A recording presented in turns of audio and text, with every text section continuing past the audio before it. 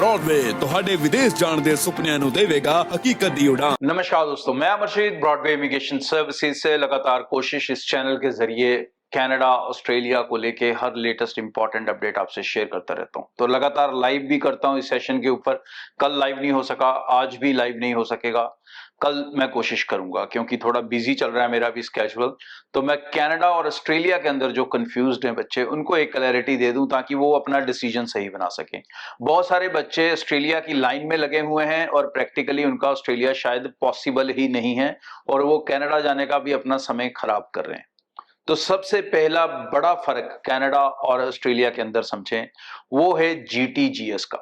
Canada के अंदर कोई जीटीजीएस का प्रोसेस नहीं है, तो ऑस्ट्रेलिया के अंदर आपको प्रॉपर प्रोसेस के थ्रू निकलना पड़ता है। और इस प्रोसेस में सबसे बड़ी जो दिक्कत होती है वो होती है आपके फंड्स और इनकम का मैच होना। और 99% बच्चों के पास कई बार दोनों चीजें होती हैं लेकिन वो आपस में मैच नहीं करती हैं। जी हाँ, रिटर्ने आप फाइल कर देते हो किसी और चीज, ट्रेड की, अकाउंटेंट को बोल के कोई भी कुछ भी रिटर्नों में फाइल कर रहा है, कोई बिजनेस दिखा रहा है, कोई जॉब दिखा रहा है। कईयों ने जॉब दिखा रखी है तो अकाउंट में सैलरी नहीं आ रही है टाइम से, ठीक है नहीं। कईयों ने बिजनेस दिखा रखा है लेकिन अकाउंट में बिजनेस की ट्रांजेक्शन ही नहीं है, उनके पास करंट अकाउंट नाम की चीज ही नहीं है। तो ये जो दिक्कतें हैं ये ऑस्ट्रेलिया के अंदर बड़े लेवल पे हैं।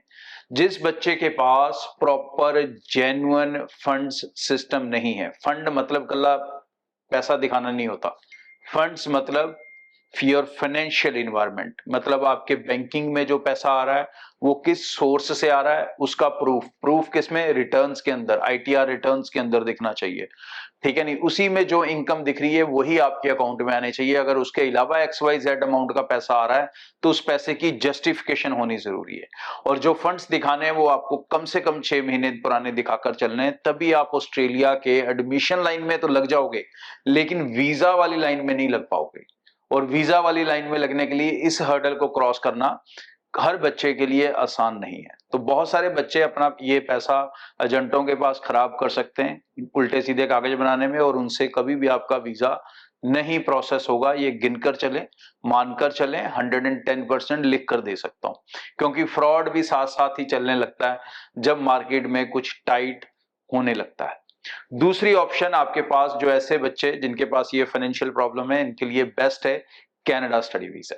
और कनाडा के लिए अभी से अगर आप समझ लोगे तो ज्यादा सुखी रहोगे। क्यों सुखी रहोगे? क्योंकि जब आप सितंबर इनटेक की फाइल लगाओगे समवेयर अराउंड जुलाई और अगस्त, तो कनाडा को कम से कम आपको दिखाने पड़ते हैं 4 से 6 महीने पुराने फंड्स। और अगर आप अभी से चीजों को समझ लोगे, उतने पैसे अपने अलग अकाउंट में रख दोगे ताकि आप बैंक को दिखा सकें, एम्बेसी को दिखा सकें कि आपके पास पुराने फंड्स हैं, तो इसके अलावा शायद आपको कुछ नहीं चाहिए होगा। GIC फीस वो सब चीजें अलग हैं, वो तो पूरी करनी है। दूसरा ध्यान ये रखें, दोनों कंट्रीज के अंदर, ऑस्ट्रेलिया के अंदर डिप्लोमा में वीजा 0 है, कोई भी डिप्लोमा अप्लाई कर लो। कनाडा के अंदर ओवरऑल वीजा सक्सेस रेट ही 40-50% है, ये आप सब जानते हैं। और उसमें से अगर आप डिप्लोमे की रेशियो पकड़ोगे तो हार्डली 10% डिप्लोमा में वीजा आ रहा है। कनाडा भी इस समय ऑस्ट्रेलिया को कॉपी करने के फॉर्मेट पे है पूरी तरह, और ज्यादातर वीजास जो हैं वो यूनिवर्सिटीज में देखने को मिल रहे हैं। और यूनिवर्सिटीज में भी अगर बात करें तो पब्लिक यूनिवर्सिटीज में अच्छा सक्सेस रेट देखने को मिल रहा है। अगर आपको ये बातें समझ आ गई हैं तो आप सितंबर इनटेक के लिए 100% तैयार हो सकते हो और सही से अपनी फाइल को लॉन्च कर सकते हो। नहीं तो भाई धक्के खाना फिर लिखा है आपकी किस्मत में, मैं कुछ नहीं कर सकता। इन चीजों को समझ लें, अप्लाई ब्रॉडवे से करें, किसी और कंसल्टेंट से करें, वो फर्क नहीं पड़ता, क्योंकि एम्बेसी के नॉर्म्स, रूल्स, रेगुलेशंस मेरे लिए और बाकी सब कंसल्टेंट्स के लिए सेम है। Thank you. ब्रॉडवे ਤੁਹਾਡੇ ਵਿਦੇਸ਼ ਜਾਣ ਦੇ ਸੁਪਨਿਆਂ ਨੂੰ ਦੇਵੇਗਾ ਹਕੀਕਤ ਦੀ ਉਡਾਨ।